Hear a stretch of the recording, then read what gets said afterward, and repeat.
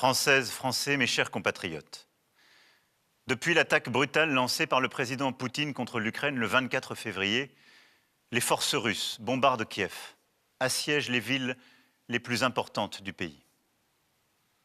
Des centaines de civils ukrainiens ont d'ores et déjà été tués. Des femmes et des enfants ont été tués encore ce jour. Les jours qui viennent seront vraisemblablement de plus en plus durs. Des centaines de milliers de réfugiés fuient vers la Moldavie, la Pologne, la Roumanie, la Hongrie, la Slovaquie et progressivement le reste de l'Europe. Dans cette épreuve sans précédent, depuis nombre de décennies, nous nous tenons aux côtés de l'Ukraine. Je salue ce soir le courage du peuple ukrainien qui résiste sous le feu des armes. Et en votre nom, j'adresse au président Volodymyr Zelensky le soutien fraternel de la France. Il est aujourd'hui à la tête de son peuple si courageux, le visage de l'honneur, de la liberté, de la bravoure. Ni la France, ni l'Europe, ni l'Ukraine, ni l'Alliance atlantique n'ont voulu cette guerre. Nous avons au contraire tout fait pour l'éviter. Vous le savez, j'ai depuis 2017 conduit un dialogue exigeant et constant avec le président Poutine. Et face à l'aggravation des tensions, je me suis rendu à Moscou, puis à Kiev, les 7 et 8 février derniers, pour rechercher des alternatives à un conflit armé.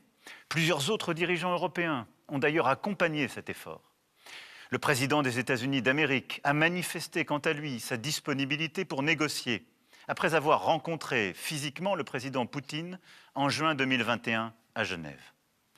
C'est donc bien seul et de manière délibérée que, reniant un à un les engagements pris devant la communauté des nations, le président Poutine a choisi la guerre.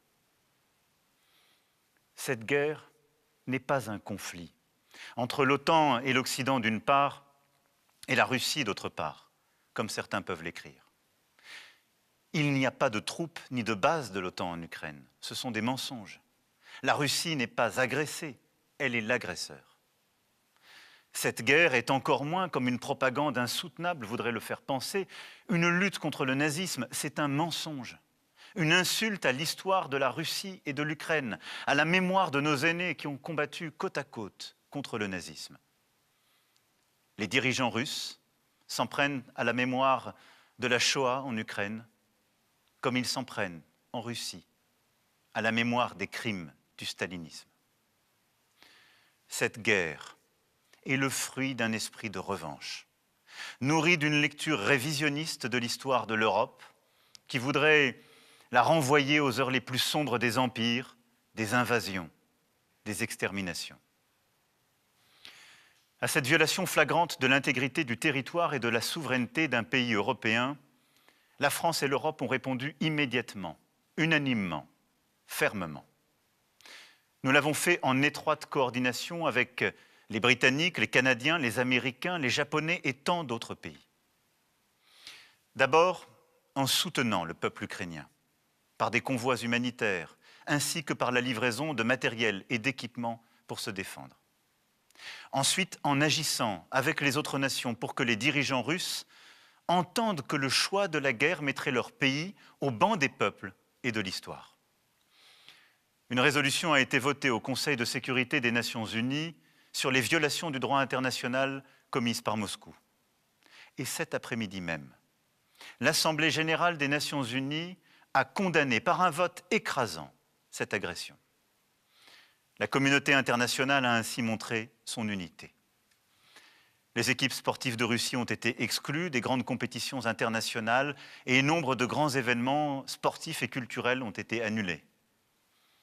Nous continuons et continuerons un travail acharné afin de conduire sur tous les continents les nations à condamner l'invasion, à exiger le cessez-le-feu et le respect des opérations humanitaires sur le sol ukrainien. Nous avons pris, de manière rapide et proportionnée, des sanctions à l'égard de la Russie et de ses dirigeants. Les avoirs de plusieurs centaines de personnalités russes proches du pouvoir ont ainsi été gelés en France et à l'étranger. Plusieurs grandes banques russes ont été exclues des systèmes de paiement internationaux, rendant impossible nombre de transactions et entraînant la chute du rouble. Les organes de propagande russes viennent de cesser d'émettre en Europe. Sur le terrain, nous nous sommes donné les moyens de protéger nos ressortissants en organisant le transfert de notre ambassade d'une ville à l'autre en Ukraine et en permettant à tous les Français ou binationaux qui le souhaitent de pouvoir quitter le pays dans les meilleurs délais. Et je veux ici, en votre nom, remercier l'ensemble des diplomates, policiers, militaires et agents de l'État qui continuent de mener cet effort et prennent en charge nos compatriotes en Moldavie et sur les principaux points de sortie du territoire ukrainien. Je remercie aussi l'ensemble des journalistes qui couvrent avec courage le conflit et œuvrent ainsi à la liberté d'information de tous les citoyens du monde. Enfin, nous avons participé à l'effort dans le cadre de l'OTAN pour protéger la sécurité et la souveraineté de nos alliés européens en renforçant la présence militaire que nous avons déjà dans les États baltes et dans la région. Ainsi, plusieurs centaines de soldats français sont arrivés hier sur le sol de la Roumanie. Initiatives diplomatiques, sanctions contre les dirigeants politiques et économiques de la Russie, soutien à la population ukrainienne vont ainsi se poursuivre et s'intensifier avec pour objectif d'obtenir l'arrêt des combats. Mais pour autant, nous ne sommes pas en guerre contre la Russie. Nous savons tout ce qui nous lie à ce grand peuple européen, qu'est le peuple russe, qui a tant sacrifié durant la Seconde Guerre mondiale pour sauver l'Europe de l'abîme. Nous sommes aujourd'hui aux côtés de tous les Russes qui, refusant qu'une guerre indigne soit menée en leur nom, ont l'esprit de responsabilité et le courage de défendre la paix, et qui le font savoir en Russie et ailleurs. C'est pour cela que si j'échange constamment avec le président Zelensky, j'ai aussi choisi de rester en contact et resterai en contact autant que je le peux et autant que c'est nécessaire avec le président Poutine, pour chercher sans relâche à le convaincre de renoncer aux armes, pour aider autant que la France le peut dans le cadre des pourparlers en cours, et pour prévenir la contagion et l'élargissement du conflit autant que nous le pouvons. Les équilibres de notre continent, comme plusieurs aspects de notre quotidien, sont d'ores et déjà bouleversés par cette guerre et connaîtront des changements profonds dans les mois qui viennent. Notre Europe en sera bousculée. J'aurai l'occasion d'y revenir. Plusieurs centaines de milliers de réfugiés venant d'Ukraine sont et seront accueillis sur notre continent. La France prendra sa part. Et je veux ici d'ores et déjà remercier nos villes, nos villages qui ont commencé à se mobiliser, remercier nos associations qui aussi œuvrent pour accueillir dans les meilleures conditions. Nous nous organisons et nous prendrons soin de celles et ceux qui rejoignent notre sol pour être protégés. La France prendra aussi sa part en accueillant les enfants forcés à l'exil, séparés de leurs pères restés combattre, et ce, en étroite collaboration avec les associations, les organisations non gouvernementales qui œuvrent déjà sur place et dans notre pays. Notre agriculture, notre industrie, nombre de secteurs économiques souffrent et vont souffrir, soit parce qu'ils dépendent des importations de matières premières venues de Russie ou d'Ukraine, soit parce qu'ils exportent vers ces pays. Notre croissance, aujourd'hui au plus haut, sera immanquablement affectée.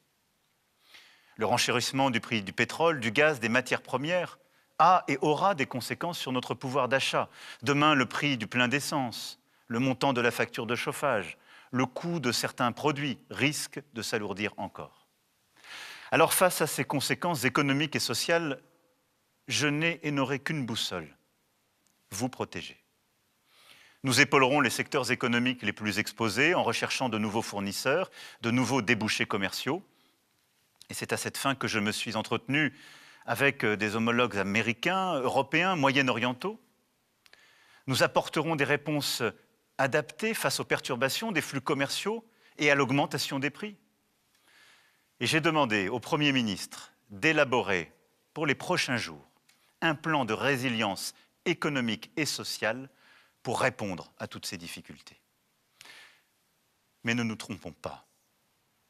Ces événements n'auront pas seulement des conséquences immédiates à la trame de quelques semaines.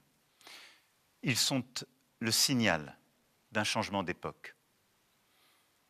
La guerre en Europe n'appartient plus à nos livres d'histoire ou nos livres d'école, elle est là, sous nos yeux.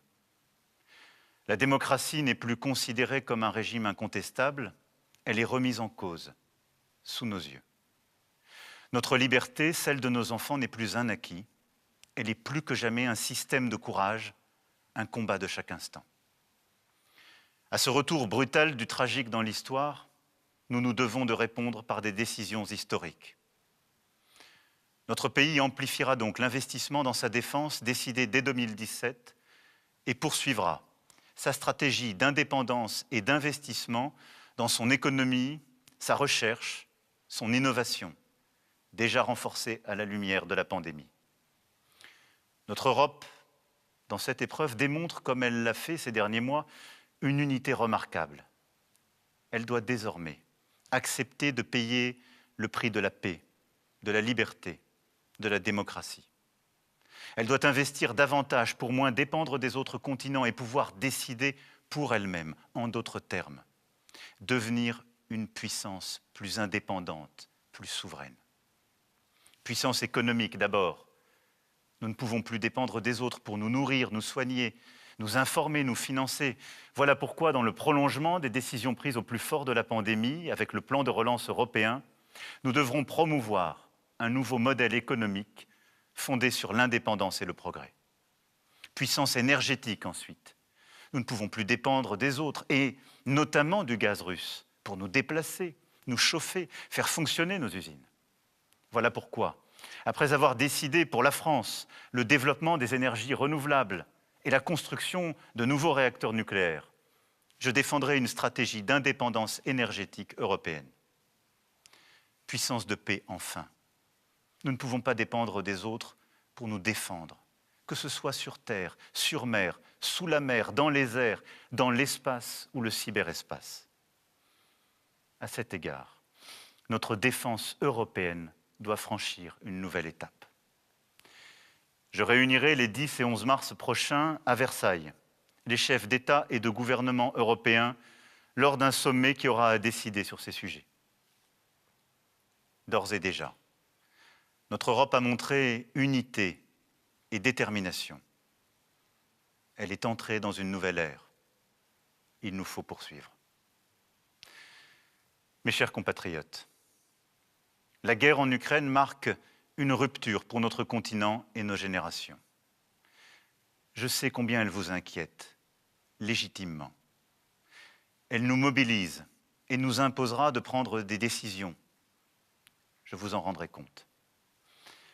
Cette guerre vient aussi percuter notre vie démocratique et la campagne électorale qui s'ouvre officiellement à la fin de cette semaine. Cette campagne permettra un débat démocratique important pour la nation, mais qui ne nous empêchera pas de nous réunir sur l'essentiel. Je sais pouvoir compter sur vous. Votre attachement à la liberté, à l'égalité, à la fraternité, à la place de la France dans le monde. Je ne cesserai jamais de les défendre et de les porter haut en votre nom. Vive la République, vive la France.